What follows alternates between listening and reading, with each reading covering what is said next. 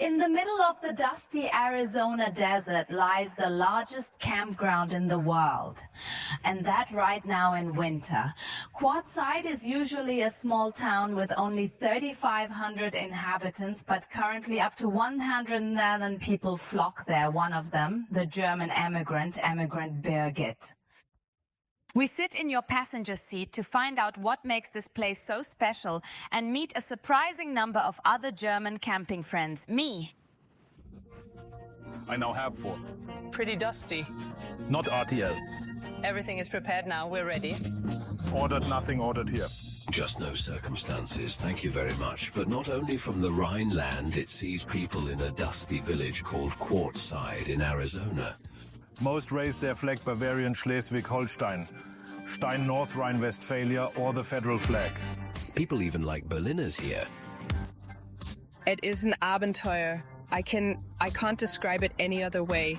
I have seen so many things here that I would not have let me experience in my wildest dreams.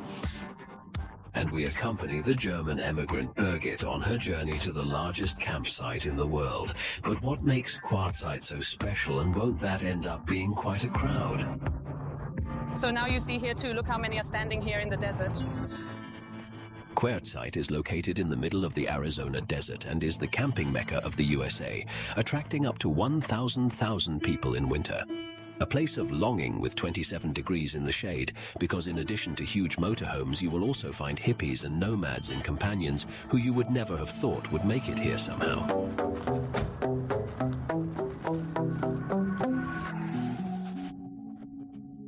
We meet Birgit in Phoenix, Arizona, who is preparing for the trip to Quartzsite with her husband, Jim. A little further, honey, yeah, exactly. So we want it to be there now, practical a little bit underneath. You can see that now, and because the trailer hitch moves a little when Jim drives back now, it goes right in there. Their noble 7-ton motorhome is beyond doubt, and the two are a well-rehearsed team. Married for 26 years, they came to camping through their dogs because in holiday apartments or hotels, the holiday plans were often complicated. Both can also work on the go. Thanks to their home office, they love the freedom and life between two worlds. I have to say, after 6 months here at home, I have the travel fever again and want to go again. No, and the nice thing is that we always discover something new. It is not always that we are the same. Go on the same vacation trip, but it's always something new. And the nice thing is we can stop where we want to stop. We can stay the night and say, we like it here. Come on, let's stay a few more days, or here it's not so great, now it's on. But if you leave your home for 6 months, of course, you must not forget anything. Inside, everything is checked thoroughly again. I mean, it's always something you think so. Did I do that? And that's why, as Jim says, we actually always go through together. And when we drive away now and I say, oh, was the stove off or was the air conditioning off? And then he says, no, I came through again and I know it's off and well. Because we're gone for a long time, we also turn off a lot. So that means water is completely turned off from the house and the electricity is then too. So nothing can happen here. Neighbors look every now and then for the right, and then we go to the largest campsite in the USA. About 3 hours of driving are ahead of the two. Mostly they divide the routes. An extra driver's license is not needed for the 12-meter-long vehicle here in the USA. And on the highway, there are also many others already on the way to Quartzsite. We have never been in Quartzsite before, and this has now offered itself to us. We also experience and notice this. Rüdiger Gewicke and his wife Beate are already there. Rüdiger was stationed as a soldier in the USA, and the country won't let him go anymore. For 30 years, Germans have been driving through the USA again and again, and the focus of the travel group they are traveling with is this outdoor kitchen. Rüdiger is a self-proclaimed camp cook in a t-shirt and shorts, mind you, in the middle of winter. When it comes to good food, German is of course always in demand. So over the years, my schnitzel, my bratwurst and so on have always been in demand. And when it comes to cooking, then you need someone, because otherwise the American here would open his bag of chips and maybe eat a cucumber and the burger from the microwave. So Rüdiger is Rudy, as the Americans call me. The one who likes to cook here. I like to do it. We like to do it. It's fun. I would have another burrito, somebody burrito. Since the MIT campers are well serviced, Rüdiger Gefeke demonstrates how camping in America differs from Germany. Yes, welcome to Casa Gefeke here. He starts with his motorhome, which you can only dream of as a Central European.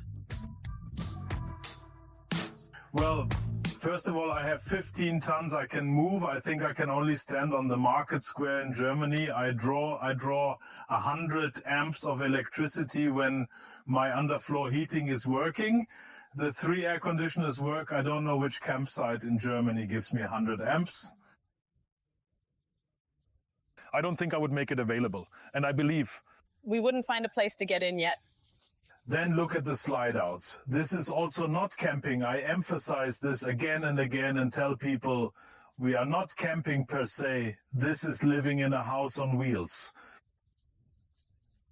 Camping is something else. And the people who camp in their tobacco caravans in Germany, in the Sauerland, on the Dutch coast, that's a different life. They have awnings. They spend all their time mostly outside and not inside. You sleep inside and you already complain when you have to cook inside. Yes, and this is certainly different here. And unlike Rüdiger and his wife, emigrants Birgit and Jim are still on their way to Quartzsite, but in the early evening, and they finally arrive. So now you see here too, look how many people are standing here. But before you can park your house on wheels, I have to register Birgit first, via Y. Now I'll get my permit. It stood on the elm. Means queuing at a rather inconspicuous cottage for the largest campsite in the world. The staff of the campsite administration will then stick a vignette on your carriage. This is perfect. Then I can remove them later. Then it travels along bumpy and dusty roads to your campsite. Alongside the permanent campers equipped with electricity and water supply, most individuals choose to camp here in a serene and remote wilderness location for just a few dollars. This is where Birgit and Jim secure their camping spot for the upcoming 2 weeks. Yes, so driving in at the beginning was right. There was so much going on. There were so many people. But here the place is total. It's quite pleasant with fewer people around, just our group present here. At the moment, a stunning sunset unfolds, illuminating the surrounding mountains beautifully, with equally breathtaking views all around, truly mesmerizing. No wonder, because as small as the place may be at the moment, the campsite, including all parking facilities, is easily the size of Mecklenburg, Western Pomerania. Soon enough, the desert reveals its most enchanting aspect with a jaw-dropping sunset. The next day, Birgit and Jim join Rüdiger at Gretel, eager for new adventures. Wonderful.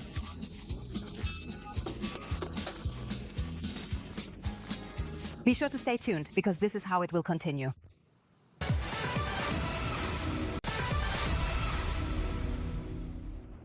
Up to 100,000 people live in the middle of the Arizona desert, and among the classic campers, we suddenly meet the German dropout Daniela, who lives in a converted school bus. But why did she choose this extraordinary lifestyle? I have shorts, flip-flops, and a margarita in my hand. I don't want to be in the snow or ice, because then I could stay in the Rhineland. As I said, it's as simple as that. Rüdiger stands on the sunny side of life, in the middle of the Arizona desert, on the largest campsite in the world. The Sun Guarantee and various exhibitions around motorhomes attract up to 1,000 people in winter, including many Germans. If pensioners show us something, then it's simply outstanding. Then it's simply that you can't do a lot of things anymore. But we can still make people jealous in a good way from time to time, and we do it without feeling guilty. Emigrant Birgit has just arrived with her husband Jim. Her 7-ton motorhome would hardly be imaginable on German roads, and our reporter gets a, you can't say otherwise, palace tour. So you can almost say it in here. Let's take a look at the living room. That's how big your motorhome is. What is there to see here? So I see. Already 2 desks, yes, 2 desks. Then this sofa at the back could also be turned into a bed, so someone can sleep there. And yes, and we have a fireplace here, which actually runs on electricity, so you can't use it now because we don't have electricity now. A fireplace. In the camper. Who has that fireplace washing machine? The true epitome of luxury.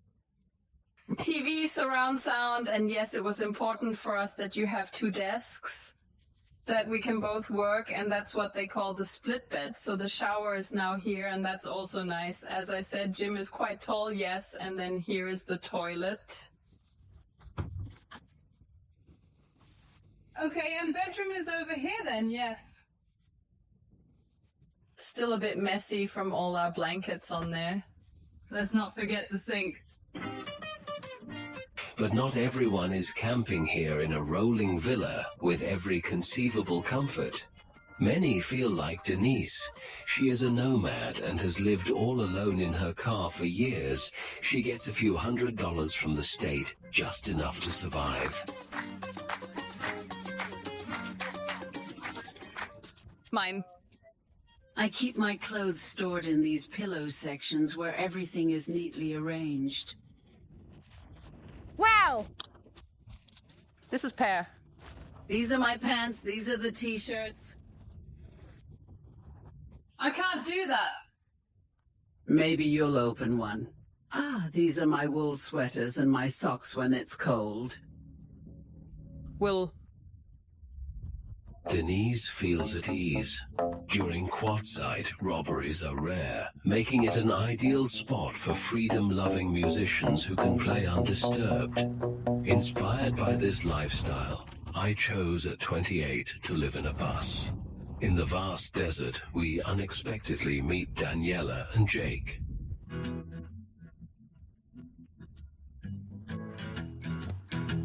Living in Berlin as a housewife at Jolly Hotel, I commuted daily via S-Bahn, read a book, sipped coffee, and often wished for a different routine, imagining a more fulfilling path for myself. Following a turbulent period of life with her then husband, she emigrated to the USA in 2007. I married young, but it didn't turn out as expected. So, choosing independence, I embarked on a solitary adventure full of self-discovery and challenges.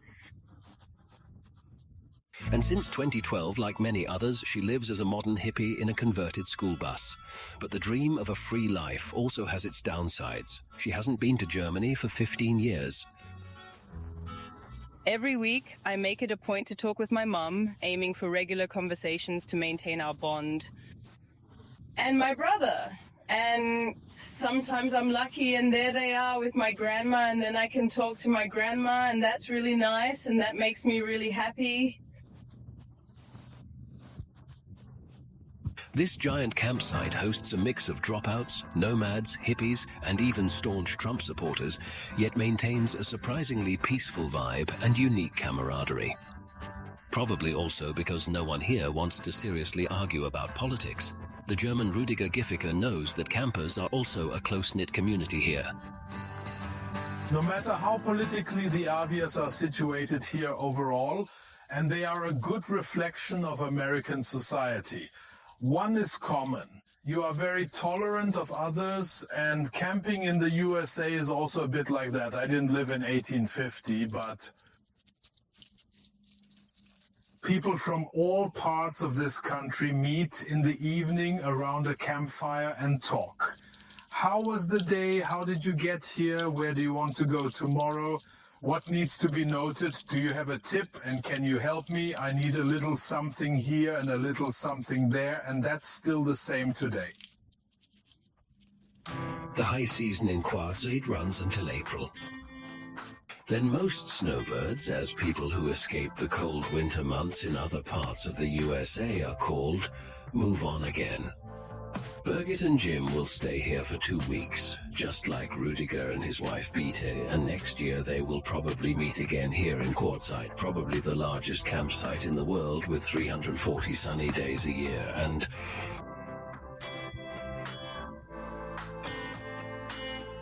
Wow. And from the desert, it goes straight into the jungle, Anushka against Linda. In the end, there could only be one.